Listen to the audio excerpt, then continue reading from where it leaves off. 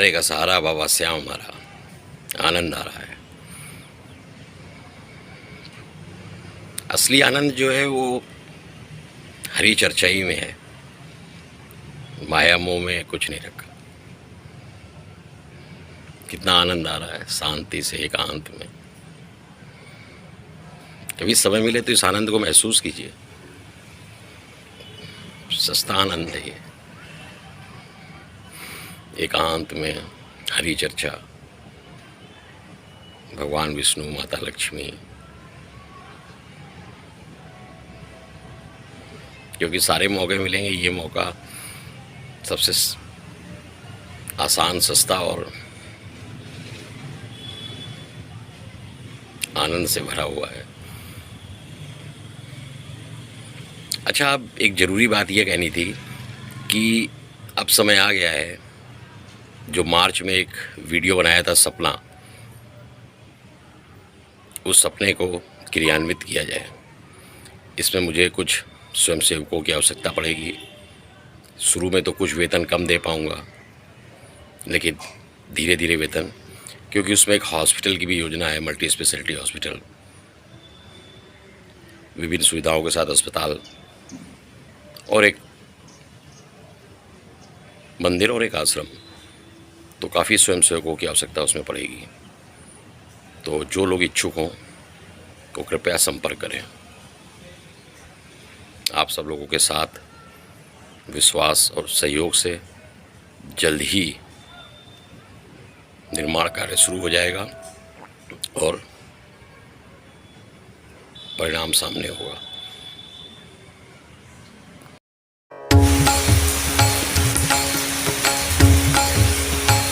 तो ये हो चुकी कलयुग की बातें।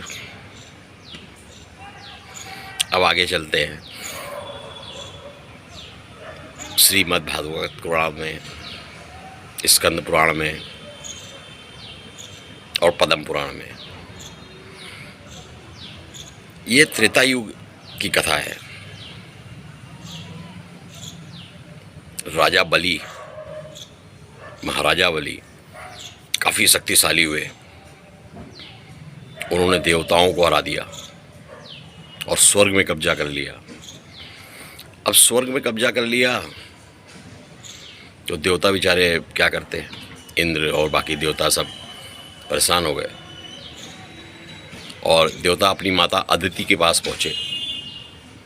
अदिति ने ये बात ऋषि कश्यप को बताई। तो ऋषि कश्यप ने एक व्रत सुझाया। उस व्रत को करने से भगवान विष्णु के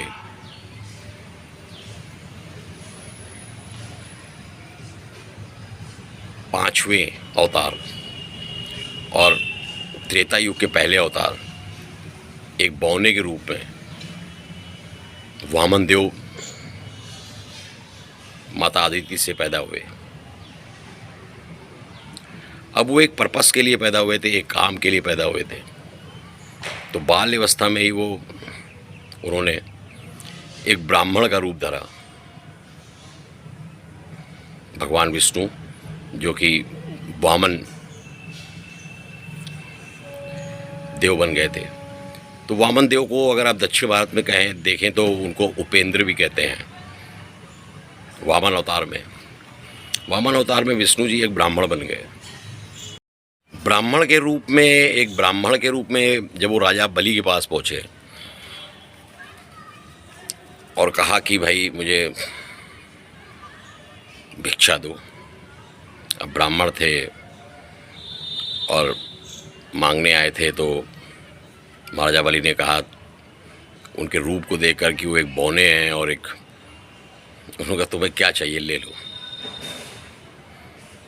वहीं पर उनके महाराजा बलि के जो गुरु थे वो शुक्राचार्य भी वहीं खड़े थे। उन्होंने कहा कि अरे ये क्या कर रहे हैं राजन, महाराजा बलि से, ये और कोई नहीं, ये स्वयं नारायण है, ये वामन, ये और कोई नहीं, स्वयं नारायण है, विष्णु है, ये जो मांगे उनको मत दो। लेकिन कहते हैं कि गुरु की बात माननी चाहिए, जो कि महाराजा बलि ने नहीं की। तो उन्होंने कहा ठीक है, जो मांगना है मांग लो। तो देने के लिए महाराजा बलि ने एक अपना जल का पात्र उठाया, कमंडल। तो शुक्राचार्य ने क्या किया कि वो उसके जहाँ से पानी निकलता है वहाँ पर घुस गए। बामन समझ गए अब पानी निकल नहीं रहा था उससे। वो जो मांग रहे थे बामन उनको देने के लिए, क्योंकि वो ऐसे शपथ लेते तब वो देते। तो बामन अवतार ने क्या किया कि एक सीख उठाई और उसके जहाँ पे पानी निकलता है वहाँ पर डाला, जिससे कि शुक्राचार्य की आँख फूट गई और वो बाहर निकलने लग गया। तो जल निकलने लग गया। तो अब महाराजा बलि ने बोला, अब मांगो बामन अवतार, क्या मांगते हो? तो उसने कहा कि मुझे जो है आप 2.5 पग ज़मीन दे दो। तो उसने कहा बस इतनी सी बात, तुम बौने, तुम छोटे से, तुम्हारा 2.5 पग कितना होगा, लो। तो बामन अवतार ने क्या किया कि पहले पग में स्वर्ग नाप लिया। अब देना पड़ा महाराजा बलि को। दूसरे पग में उसने धरती नाप ली। अब जैसे ही तीसरा पैर उठाया, महाराजा बलि ने अपना सर रख दिया नीचे कि हे प्रभु, शुक्राचार्य सही कह रहे थे, अब स्वर्ग और पृथ्वी तो आपकी हो ही गई, अब मैं कहाँ जाऊंगा? तब वामन अवतार ने कहा ठीक है, तुम पाताल ले लो, पाताल के राजा बन के रहो। इस प्रकार वामन अवतार, जो स्वयं भगवान विष्णु थे, नारायण थे, वो बड़ा प्रसन्न हुए महाराजा बलि पर कि देखो इसने स्वर्ग दे दिया और पृथ्वी भी दे दी, बेचारा पाताल में जाके अब रहेगा। हमारी बात मानी, इतना बड़ा दानी है, इतना बड़ा कि ब्राह्मण को भिक्षा देने के लिए तैयार हो गया। तो भगवान विष्णु ने प्रसन्न होकर कहा कि अब मांग लो, तुम क्या वरदान मांगते हो? तो उसने कहा मुझे आप ऐसा करो कि आप हम मेरे सामने 24 घंटे रहो। अब भगवान विष्णु क्या करते, 24 घंटे वामन अवतार का रूप छोड़ दिया उन्होंने। भगवान विष्णु जो है स्वयं महाराजा बलि के यहाँ सेवा कार्यों में 24 घंटे उनके राज्य में लग गए। अब ये बात माता लक्ष्मी को पता चली तो बहुत चिंतित हो गई। उन्होंने कहा अब यार विष्णु भगवान को कैसे वापस लाएं, ये तो 24 घंटे। इस प्रकार माता लक्ष्मी ने एक बुढ़िया का रूप, गरीब बुढ़िया का रूप धारण किया और रोते बिलखते महाराजा बलि के पास पहुंची। उस दिन रक्षाबंधन था, सावन मास में। तो महाराजा बलि ने पूछा क्या कष्ट है तुमको? उसने कहा पहले तो मुझे आपको एक राखी बांधनी है। तो उसने दूर्वा से एक राखी बांधी महाराजा बलि को। अब महाराजा बलि ने कहा अच्छा अब तो मेरी बहन हो गई, अब तो मांगो, क्या मांगती हो?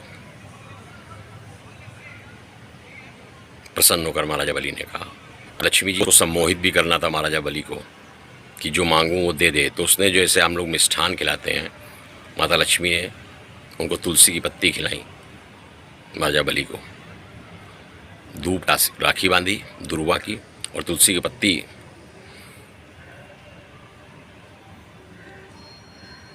का सेवन कराया।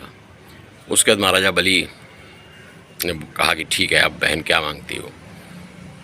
तब माता लक्ष्मी अपने साक्षात रूप में आ गई, बुढ़िया का रूप छोड़ दिया और कहा भगवान विष्णु आप यहाँ सेवा में हैं, उनको कृपया मुक्त कर दें। इस प्रकार माता लक्ष्मी और रक्षाबंधन से जुड़ा हुआ ये रहस्य है कि उन्होंने भगवान विष्णु को कैसे मुक्त कराया अपने महाराजा बलि के चंगुल से। तो रक्षाबंधन में आप मिठाई तो खिलाएं ही खिलाएं अपने भाई को, साथ में हो सके के साथ में तुलसी का पत्र, तुलसी की पत्ती अवश्य रख दें। तुलसी की पत्ती का सेवन कराएं, जिससे मंगल ही मंगल होगा।